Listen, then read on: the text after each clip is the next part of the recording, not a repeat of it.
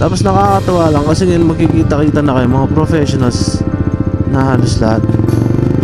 Ang galing lang. Yung mga dating nakaupo lang sa likod, yung mga kulit, ngayon yung mga professionals na.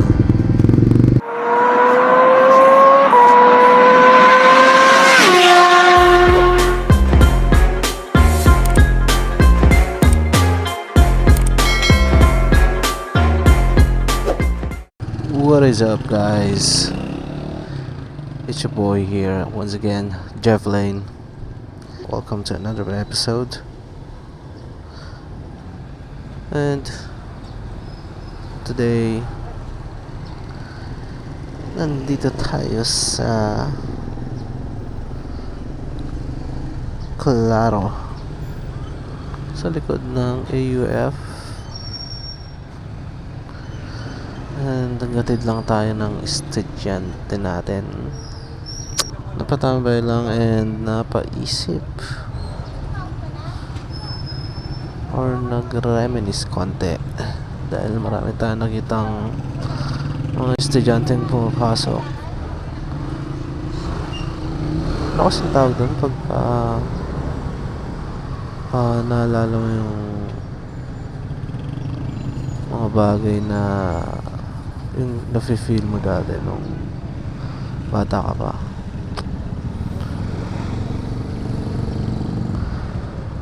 Wala lang, habang tinitignan ko yung mga estudyante mo pasok, naalala ko lang nung ako ay nag-aaral pa, especially high school.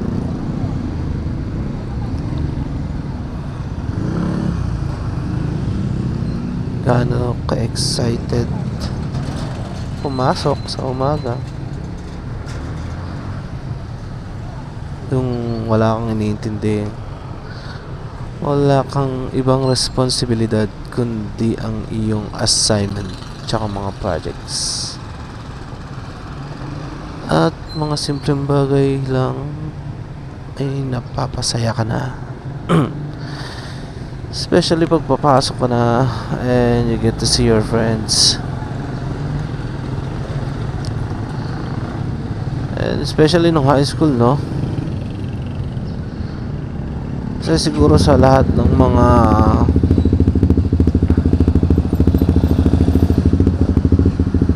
naging kaibigan ko, yung mga kaibigan ko nung high school, mga barkada ko, yun yung nag-last up until now that I'm already an adult.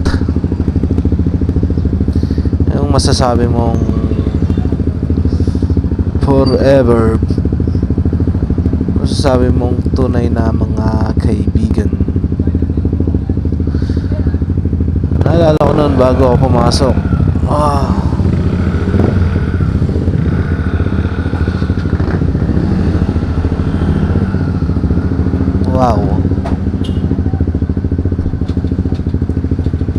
Ako po, may ibig ka dyan, manong.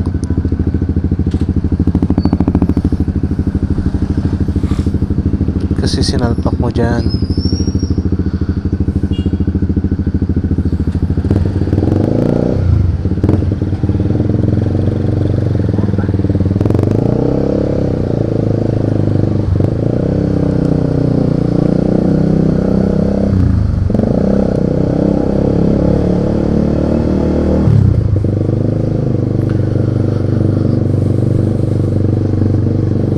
Dati nun yung iba yung pakiramdam, napapasok ng early morning nung time na yon. That was way back 2001 up to 2005. Yan, during high school days.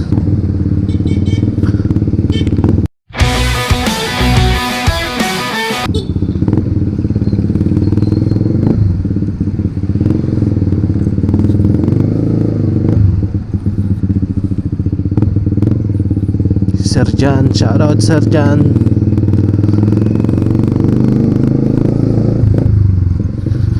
Yung president namin ng grupo. Ayan, as I was saying, iba yung feels ng umaga nung time na yon. I mean, at least for me, no? Parang yung time na yun, ang lamig, ang simple. Tapos pag inaalala ko siya, iba yung kulay niya. Ewan ko iba yung kulay ng araw. Alam mo yun sa mga movies, pagka nagto-throwback sila ng previous episodes, yung nag-iiba yung kulay ng scenery. Parang ganun. So, siguro dahil that time di pa ganun kapulyot yung or pwede din na dahil bata pa tayo, yung vivid memory natin are very detailed. Naalala ko na yung mga kaibigan ko pag papasok kami. Magkakapit bahay lang kami niyan, pero hindi kami sabay-sabay pumapasok. Doon na kami sa school magkikita-kita. Ayan yung mga Acme boys.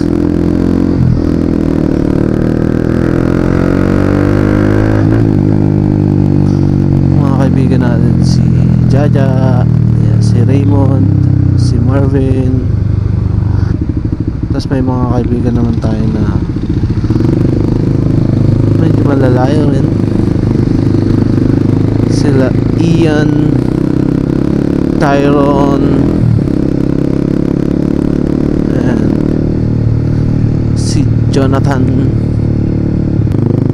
Nalala ko nun pagka lunchtime, kasi dati may pang umaga pang hapon pa eh.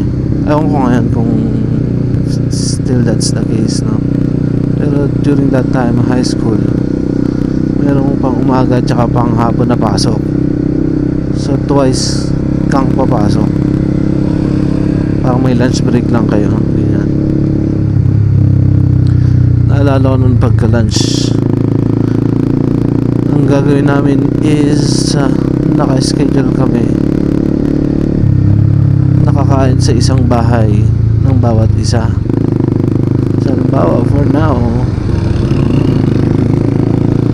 pag-usapan na doon kami magla-lunch sa bahay namin, then ako yung maghahanda nun.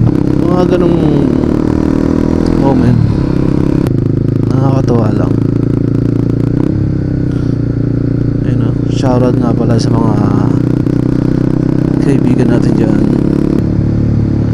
sila Jaja, yan, Marvin, Ian, Tyron, Raymond, Tap, kung nasan ka man. Hindi masyadong nagpaparamdam yung tropa natin na yun eh. So, ayan.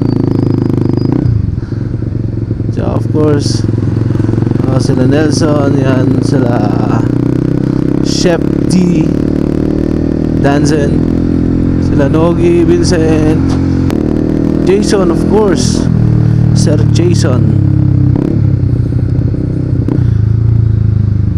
Tapos nakakatawa lang kasi ngayon magkikita-kita na kayo, mga professionals na halos lahat. Ang galing lang. Yung mga dating nakaupo lang sa likod na mga kulit, ngayon yung mga professionals na. Nakakatawang isipin.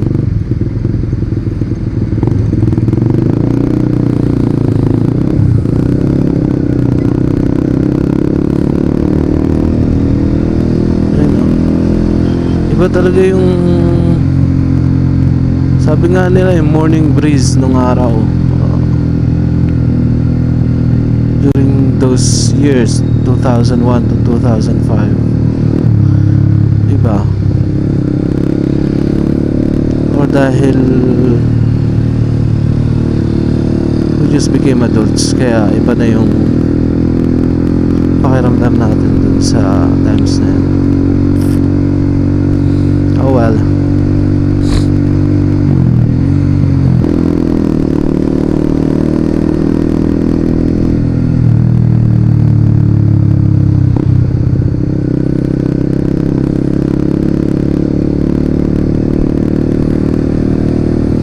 Tapos nun, of course, sa bawat barkada, high school friends, may iba-ibang characters and iba-ibang kulit yan. Akala ko dati ang ibig sabihin ng ACME, ACME, mga makukulit. Kasi I remembered getting it from Cartoon Network during that time. Meron silang parang episode na tinatawag na Acme Blast. So yung mga cartoons doon, Bugs Bunny, Tom and Jerry. So I thought during that time that means makukulit. Nung time namin na yun, yung mga boys na nakaupo sa likod, kami yung mga makukulit nung time na yun, no? At least sa room namin.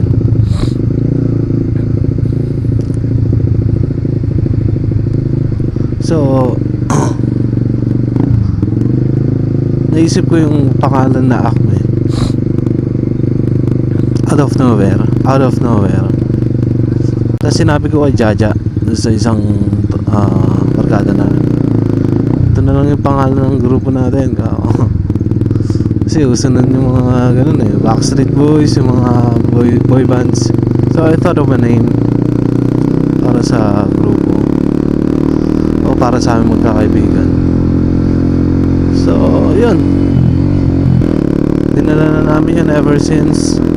And siguro nung during pandemic, wala kaming GC until pandemic or group chat. So during pandemic walang masyadong magawa. So nag-create ako ng GC para sa amin lahat. Kasi gusto rin namin kamustahin yung isa't isa.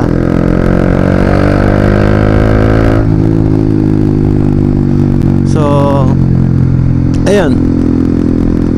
So nung nagka-GC, lagay namin na pangalan ng GC Acme, of course. Tapos dun lang namin na pag-alaman na ang ibig sabihin pala ng word na Acme, ACME, ni-research namin yun. Ni-research pa namin. Ibig sabihin niya is peak. Parang tuktok ng bundok, parang ganun. So highest point, something like that. So as an adult, or as adults,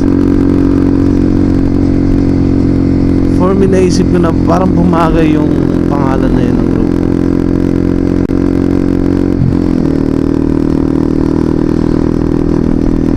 So Acme means, highest point or getting your success, something like that. Ayun. Iba ng mga high school, kaya may pangalan din yung mga grupo nyo.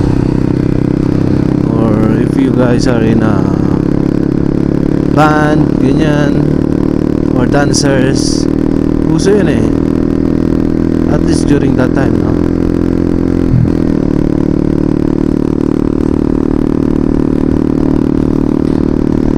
Ang nakakamiss pa nung high school is yung JS prom.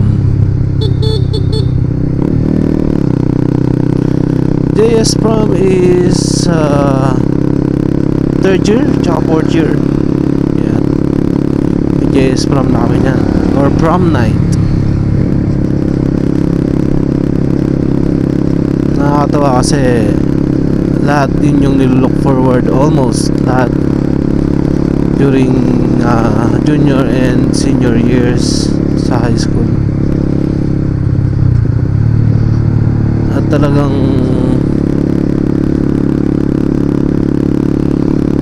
napakasaya naman talaga, totoo. Kahit na napakasimple lang ng set ng event na yun, pero for us during that time, it's a really really big event. So doon ko unang naranasan mag suit and coat and tie.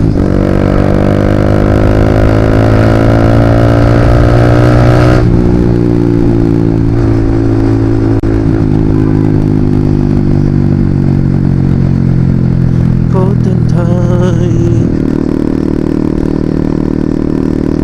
Tapos yung gel nun talaga namang buhos kung buhos sa buhok.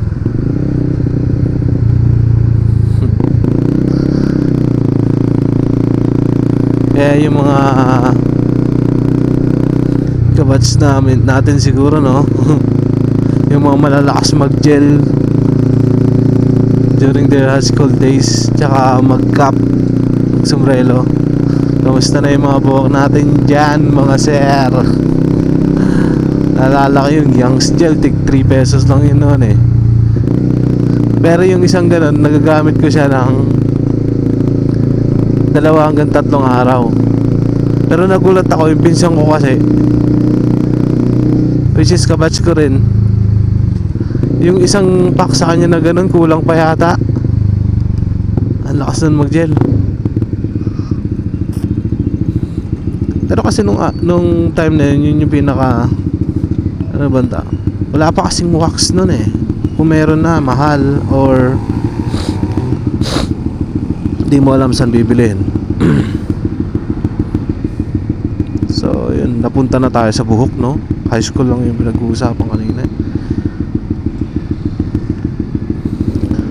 Kaya pag nakakita ko ng mga estudyante ngayon, sabi ko sana ma-enjoy din nila yung yung high school life nila, or yung school life nila, kasi hindi ko alam kung may high school pa or ano, kasi yung grade school hanggang grade 12 na yata. Ayun, sana ma-enjoy nila yung high school life nila or yung school life nila, just like we have enjoyed ours during our time. And sana magkaroon kayo ng maraming kaibigan na maglalast until you're adults, or maglalast for a lifetime.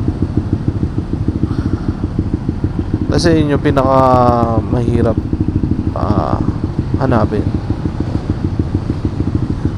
friends that will last for a lifetime. Kamukha yun sa amin. Mag-celebrate kami niyan ng 20 years, 25 years. 2005 kami. 20 years. Sa 2025. Ayan. So next year, 20 years na kami. And we're planning to celebrate it.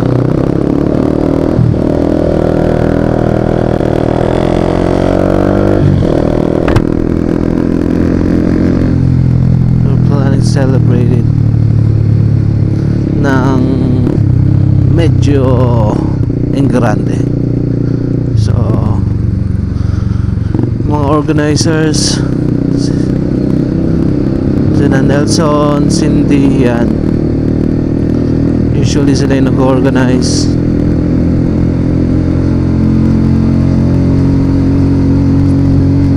They're already organizing the event, so hopefully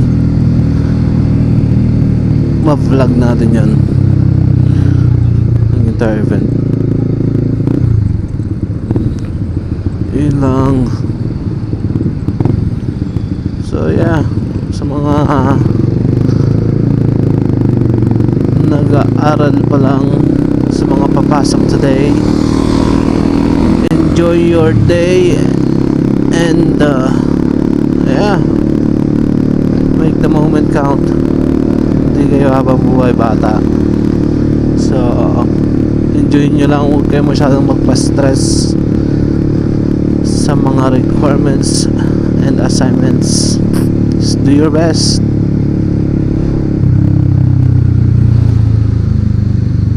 Do your best, make friends.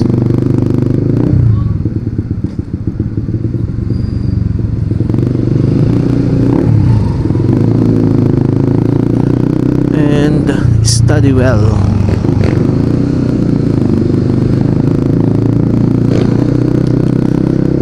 Ingat lagi, guys. Ingat lagi. Ano yun? Klaseng outro yun. Ayun lang. Sa mga papasok pa lang, ingat. And enjoy your school. Thank you for watching. Peace out.